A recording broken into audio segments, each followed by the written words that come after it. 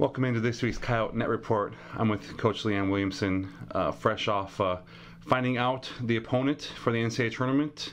A tremendous watch party on Saturday. Just talk a little about the crowd and the excitement surrounding the team, especially in Sunday's watch party. Yeah, I was really excited with the turnout that we had. Going into it, obviously not being in this position before, we didn't really know what to expect.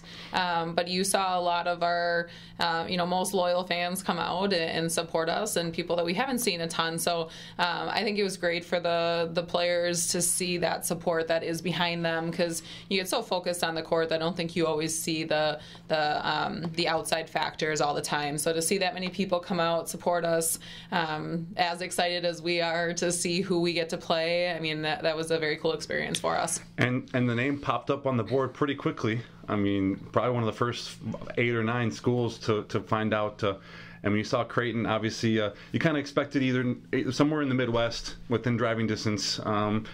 Your initial thoughts when you saw Creighton pop up on the board?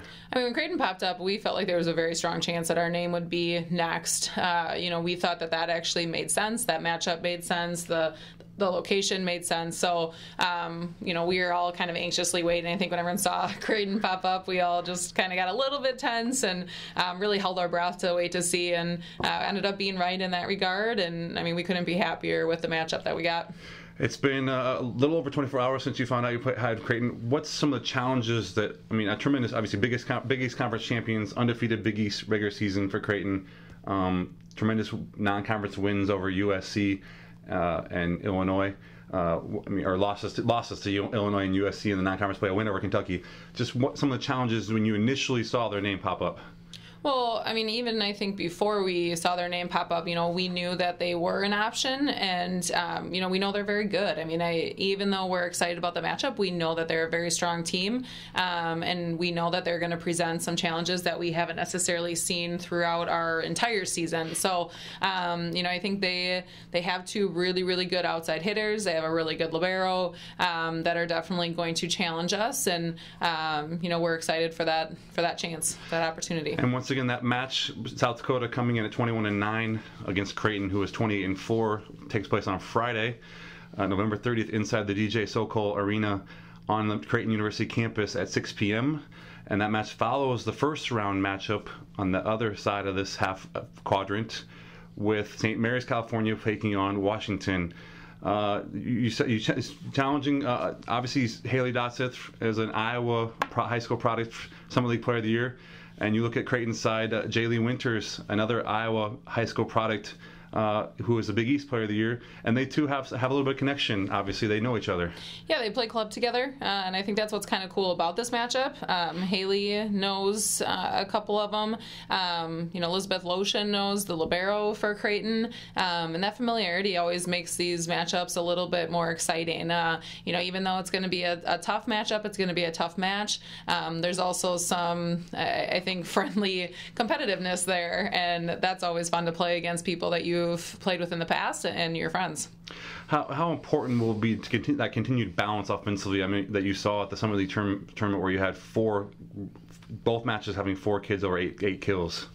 Yeah, I mean, I think it's something that we're going to continue to talk about. It's something that will be in our game plan, trying to get everybody involved, make sure that we don't become predictable. Obviously, the serve and pass game comes into factor there. If we're passing well, we can keep everybody involved. If we're playing really good defense and we're digging in system, we can keep all of our hitters involved, and that'll obviously be our goal going into it. But yeah, I mean, I think it's definitely going to be important. And in the end, you see every match at some point in time throughout the season, different people step up and really start to kind of take over matches, and you want to feed those players. So if it happens to be Haley or Taylor, who have taken over a lot of matches, great. If it happens to be somebody else, that's great as well, and we're going to give them the ball. So, for our setter, for Madison, it's, understanding what we want to try to do, but then really trying to feel the game momentum and figure out who's got the hot hand and give them the ball.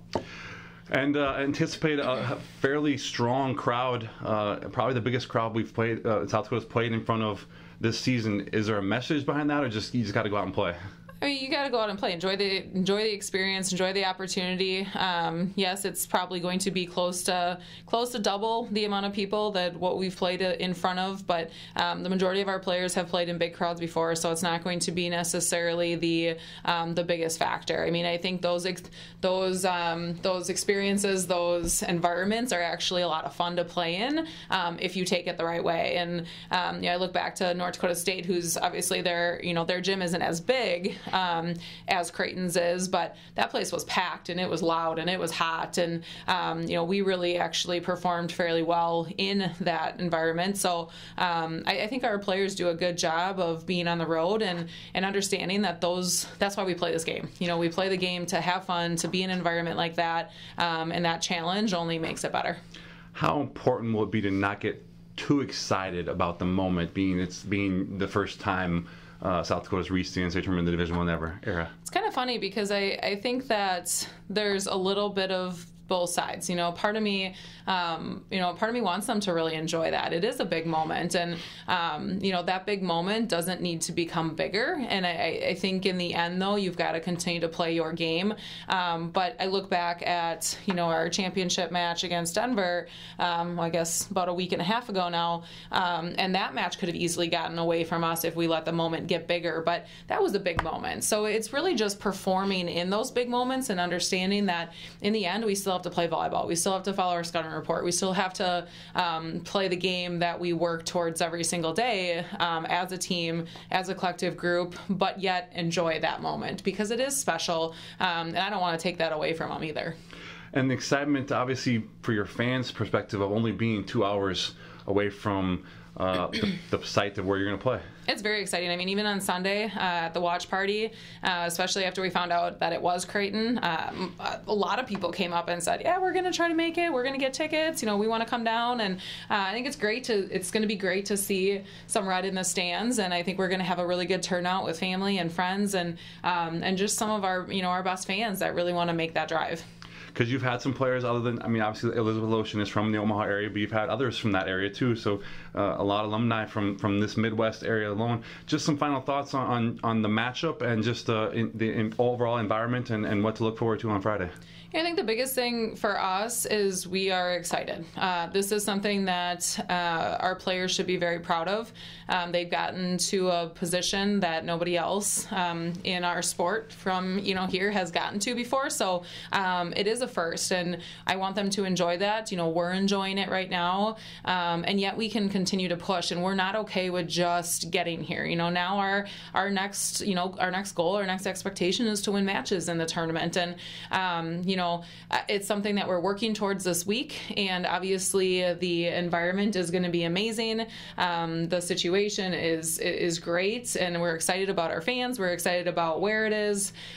We're excited about who it is, and I think there's a lot of positives going into Friday. But the biggest takeaway that I have from our team right now is they are still very motivated.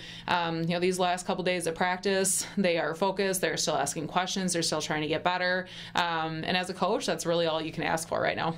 And once again, Friday's matchup inside the DJ Sokol Arena takes place at 6 p.m.